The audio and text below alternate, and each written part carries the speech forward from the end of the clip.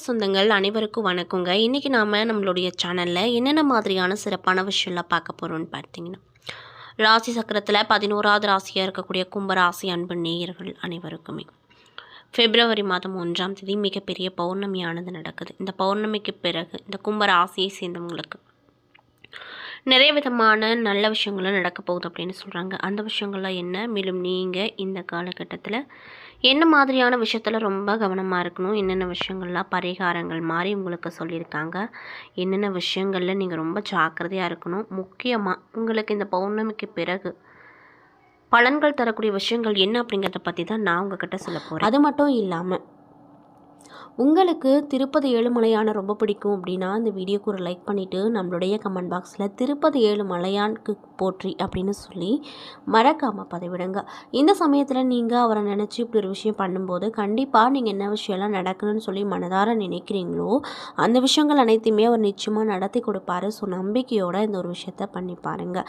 மேலும் இது போன்ற ஆன்மீகம் சார்ந்த வீடியோக்களெல்லாம் நீங்கள் முழுசாக பார்த்து தெரிஞ்சுக்கணும் அப்படின்னு ஆசைப்பட்டால் நம்மளுடைய முருகன் ஆஸ்ட்ரோ சேனலை மறக்காமல் சப்ஸ்கிரைப் பண்ணிவிட்டு கீழே இருக்கும் பெல் ஐகானையும் மறக்காமல் கிளிக் பண்ணுங்கள். அப்போ தான் நம்ம சேனலில் போடுற எல்லா வீடியோவுமே நோட்டிஃபிகேஷனாக உங்கள்கிட்ட உடனுக்குடனே வந்து சேரும்.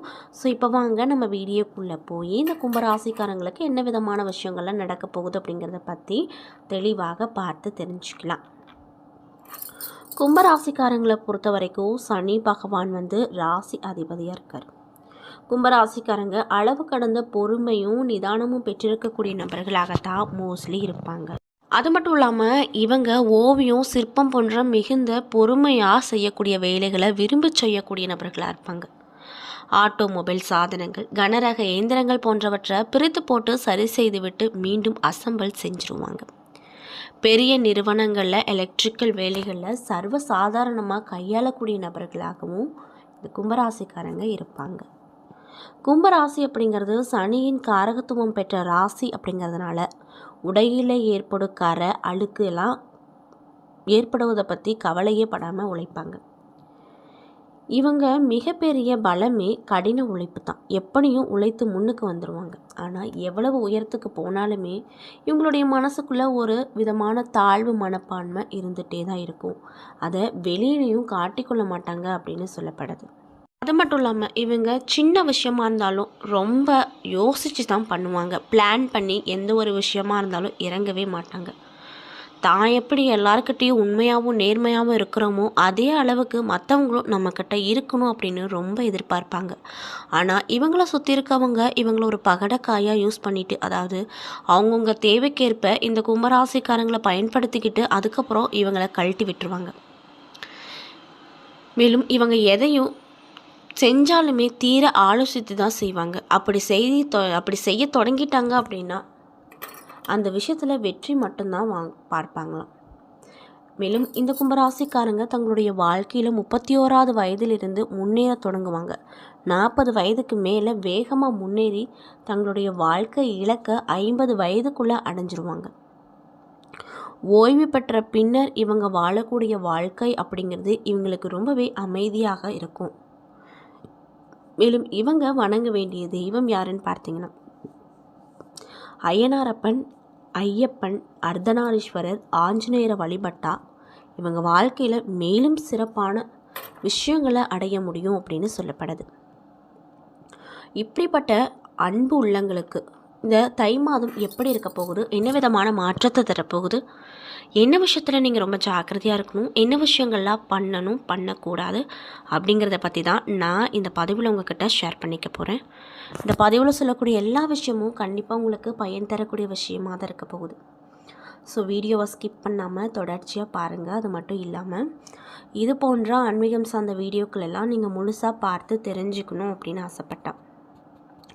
நம்ம சேனலை மறக்காமல் சப்ஸ்கிரைப் பண்ணிவிட்டு கீழே இருக்கும் பெல் ஐகானையும் மறக்காமல் கிளிக் பண்ணுங்கள். அப்போ தான் நம்ம சேனலில் போடுற எல்லா வீடியோவுமே நோட்டிஃபிகேஷனாக உங்கள்கிட்ட உடனுக்குடனே வந்து சேரும். ஸோ இப்போ வாங்க நம்ம வீடியோக்குள்ளே போகலாம். மேலும் கும்பராசிக்காரங்க யாராவது இந்த பதிவை பார்க்குறீங்கன்னா நான் சொன்ன விஷயம்லாம் மேட்சாக இருந்துச்சுன்னா நம்மளுடைய கமெண்ட் பாக்ஸில் கரெக்டுன்னு சொல்லி மறக்காமல் பதிவிடுங்க. ஸோ இப்போ வாங்க நம்ம வீடியோக்குள்ளே போய் தெளிவாக பார்த்து தெரிஞ்சுக்கலாம். 2026ஆம் ஆண்டு ஜனவரி மாத தொடக்கத்தில் ரிஷப ராசியில் சந்திரன் இருக்கார், மிதுன ராசியில் குரு இருக்கார், சிம்ம ராசியில் கேது பகவான் இருக்கார், தனுசு ராசியில் சூரியன், செவ்வாய், புதன், சுக்கிரன் ஆகிய 4 கிரகங்கள் அமைஞ்சிருக்கு.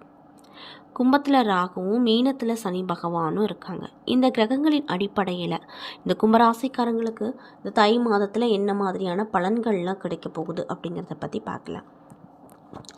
கும்பராசிக்காரங்களுக்கு ராகு பகவான் ராசியில் அமர்வதால் எதிர்பார்ப்புகள் அனைத்துமே நடக்கும். ஆரோக்கியத்தில் மிகுந்த கவனமாக நீங்கள் இருக்கணும். பூச்சிக்கடி, விஷக்கடி தொந்தரவுகள் ஏதாவது ஒன்று நெருக்கடிகளை கொடுக்கும், அதனால் பார்த்து கவனமாக இருங்க. மேலும் இந்த 2 மாதம் உங்களுக்கு நன்றாக இருக்கும். ராசிக்கு அதிபதியான சனி பகவான் 2வது இடத்துல அமர்ந்திருப்பதால் நல்ல நல்ல வேலை வாய்ப்புகள் கிடைக்கும்.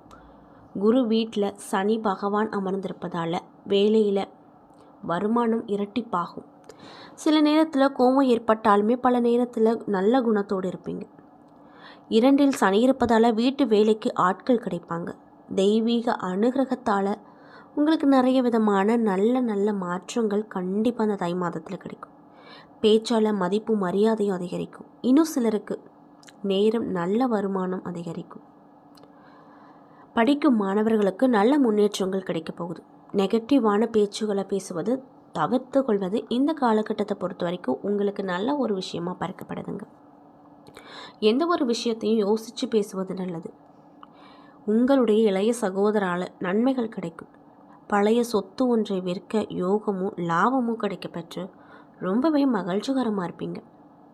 பணத்தால் லாபம் கிடைக்கும். புதிய வேலை வாய்ப்புகள் கிடைக்கும். மன தைரியம் அதிகரிக்கும். கணவருக்கு எல்லா வகையிலுமே உயர்வுகள் ஏற்படும்.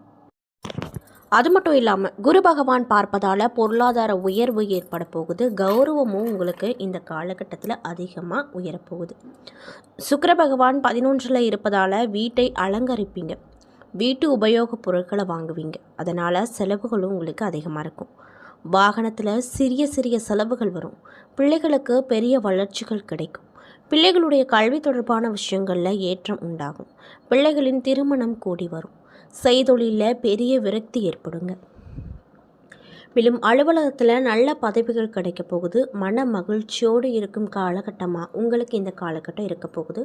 அதில் எந்த ஒரு மாற்று கருத்தும் இல்லை அப்படின்னு சொல்லப்பட்டிருக்கு. வியாபாரத்தை பொறுத்த வரைக்கும் வியாபாரத்தில் நல்ல முன்னேற்றங்கள் கிடைக்கும். பண பரிவர்த்தனை நன்றாக இருக்கும். சந்திர பகவான் 4வது இடத்துல இருப்பதால் சொந்த வீடு கட்டும் யோகம் கிடைக்கும். பெற்ற தாய்க்கு சிறு பாதிப்புகள் வரக்கூடும். அதனால் ஆரோக்கியம் சார்ந்த விஷயத்தில் ரொம்ப ஜாக்கிரதையாக நீங்கள் இருக்கணும். கணவருக்கு நல்ல முன்னேற்றம் இந்த காலகட்டத்தில் கிடைக்கும். அது மட்டும் இல்லாமல் கணவருக்கு சில பாதிப்புகள் வருவதற்கான வாய்ப்பு அமைஞ்சிருக்கு. அதனால் பார்த்துருங்க. மேலும் விநாயகர், நரசிம்மரை வழிபாடு செய்யுங்க. கணவருக்கு பாதுகாப்பை இந்த 2 கடவுளும் கொடுப்பாங்க. அரசு துறையில் இருக்கக்கூடியவங்களுக்கு ஆரோக்கியத்தை பார்த்து கொள்வது நல்லது. அரசியல் துறையில் இருக்கக்கூடியவங்களுக்கு தலைமையை பகைத்து கொள்ளாமல் இருப்பது நல்லது. திடீரென வருமானங்கள் கிடைக்கும். கணக்கு வழக்குகளில் மிகுந்த கவனமாக இருக்கணும். வீட்டு பத்திரங்களை பத்திரமாக வைத்து கொள்ள வேண்டும் அப்படின்னு சொல்லப்படுது. சுப நிகழ்ச்சிகள் கூடி வரக்கூடிய காலகட்டமாக உங்களுக்கு இந்த காலகட்டம் இருக்க போகுது. உங்களுக்கு நிறைய நல்ல விஷயங்கள் நடக்கலாம்.